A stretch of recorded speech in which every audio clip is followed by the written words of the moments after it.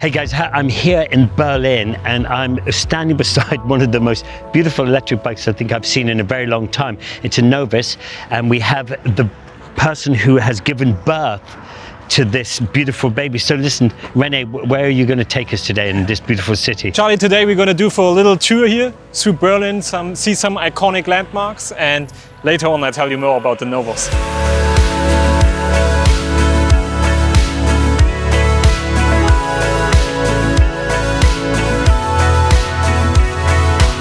Get your CBT license, go and buy this, and then you can do this.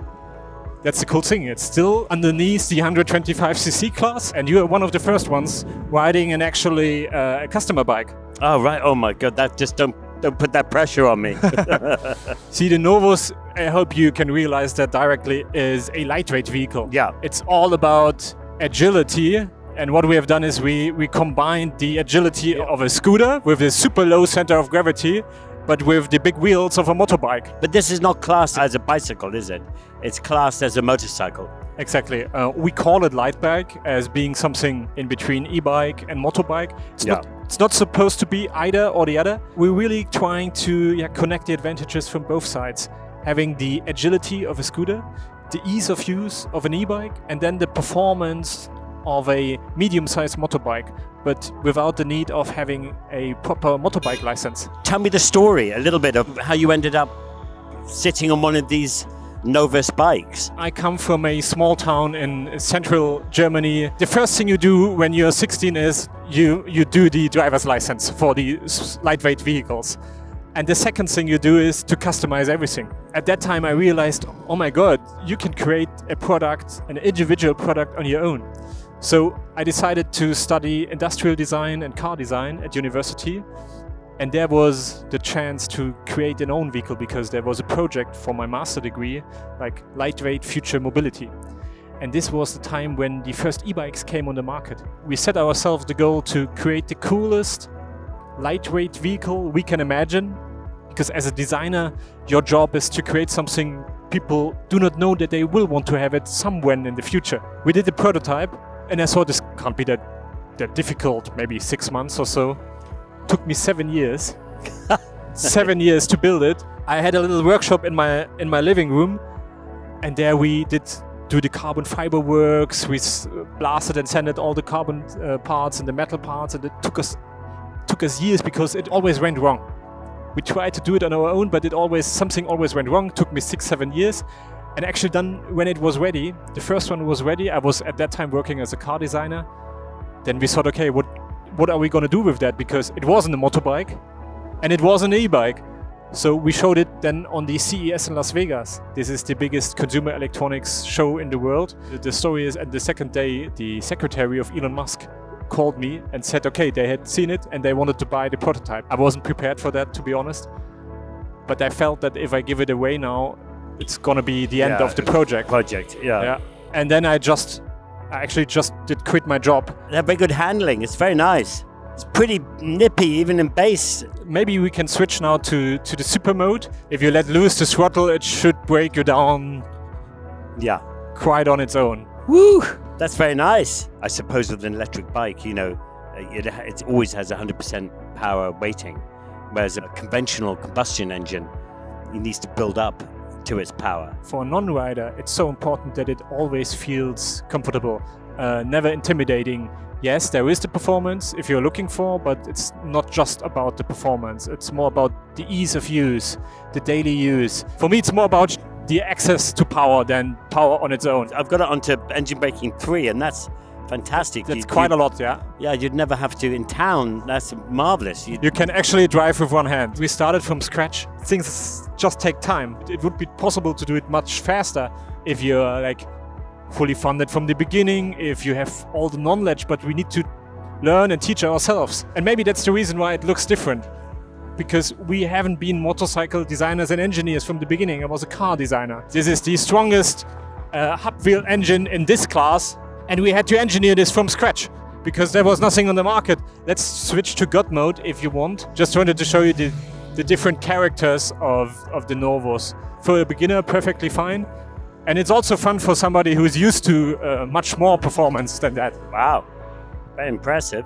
No, that feels more like a, like a mid-sized motorcycle for that kind of acceleration. And it's very maneuverable, so it's very flickable. It is a very cool design. It is something from scratch. It's something I've never seen before. The great thing about electric vehicles as well is that there's almost no maintenance, because you have an electric motor which sits in the hub, which is pretty much bulletproof. You got the battery, and you got a front and a back brake, and it would probably cost more to run an e-mountain bike than it would one of these, because with an e-mountain bike you have to change the cassettes all the time, the chain breaks all the time. There's a lot of maintenance, whereas on this it looks very nice. I think these bikes are just brilliant if you're in and around the city all the time. But it's quite funny, we're sitting here on these very nice bikes. It's all nice and quiet and relaxing, and then I've got this massive Harley Davidson in front of me making all that noise. Wow, look at that. That is beautiful. In all the years that I've ridden motorcycles and traveled around the world since I was a little tiny kid, I have never ever been to Berlin. Can you imagine that? What you can also try is like going super slow, like 2, 3, 4 kilometers per hour. Yeah. Because with the low center of gravity, you get that nice it's balance. good in between cars. Yeah. Because with a big machine, it's sometimes hard to go very slow. If we were riding a normal motorbike, we wouldn't be able to have this conversation, chance. Because we wouldn't be able to hear each other. I think, one of the big things that Ewan and I, that we got out of our trip up through South America was, one is you're riding along, you stop, you see some llamas or some horses or stuff like that. They don't go away. Yeah, Whereas, that's great. On a normal bike, they'd all run away when you turned up. At the end of each day, when I rode with you, and at the end of each day, you were less stressed because you'd missed out the very noisy part of your journey. So your mind was much more relaxed when you finished. That's what I love here about the Novos as well. It's stress-free. Yeah, stress-free. Wow. How was it? That's pretty damn good. You've built a very nice bike, I have to say. Very nice to hear that. Yeah, no, it's light. It feels easy to ride. Between the modes is really nice. My favorite setting is God with mode. tube engine braking. Awesome. I think is the... Same for me. Wow, it's hot, isn't it?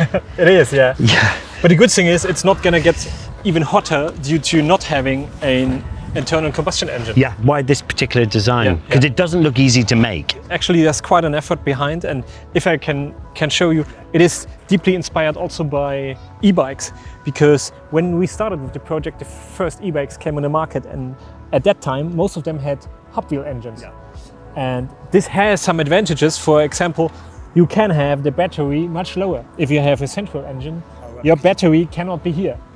Then it's higher, and then your center of gravity is much higher. Yeah. And then your handling is totally different. So we have full carbon fiber wheels, swing arm, fork, body, like literally everything. And with this, we can dramatically reduce the weight, and we can also create such a different, sculptural design. Yeah. Means the whole body here, for instance, this is just painted. There is no shut line. You barely can see any shut line here or any bolts. That's a hollow structure. And it is the bearing structure and the skin at the same time. So there is no structure below. This rear end here, what we call like the chassis, is milled out of one big block of aluminium. And the whole battery is mounted on this aluminium part. Yeah. So it's a passive cooled system, means we have no liquids in the system. We have no gears, no chain, no nothing. And we can get the heat out of the battery by using this aluminium chassis. And this is bolted together with the carbon fiber frame. So it's literally like a wedding, as they say in the automotive industry. You just basically put the rear end and the front end together, and then you have mounted it. And that's it. Yeah, and tell me about why you went with a mono shock in the front. So this is, to be honest, that's a design decision. Focus on the riding, not on a million functions. We integrated literally everything here. It's a fully keyless system, so there is no keys. All you have is either your key card or just your phone. You can easily enable it like that. You can lock it like that. The really important thing, if someone's going to go and buy this, so when you have the second generation one, that will be similar price to a high-end e-mountain bike.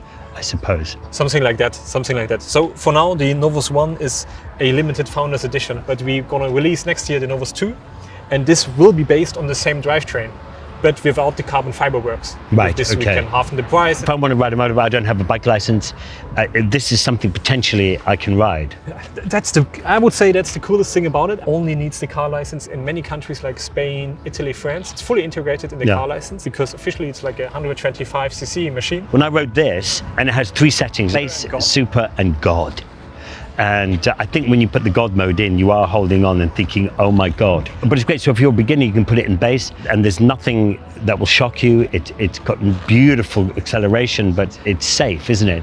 And then you put it onto God, and I tell you, it's faster than just about any other 125 that's around. You're not saying that this is something where you go out and you live out in the countryside and do this. You're creating a cool environment for an urban living. Yeah, we realized that nowadays electric motorbikes, they still have the issue of the weight. So we decided to just go for short distances. So this is only about 120 kilograms. Wow, but that's it pretty still impressive. has 430 Newton meters of torque directly at the wheel without any gears.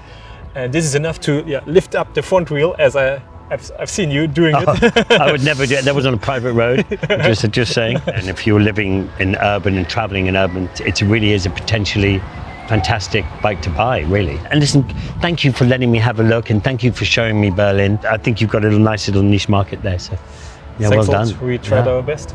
Thank you for taking me out. I appreciate it. Well, I just want to say thank you very much for watching. You know, press all the likes and follow and tell your friends and all that kind of stuff. I think it's a really interesting bike. If you're living and working and spending all your time in an urban environment, you know, why not ride something that's sexy?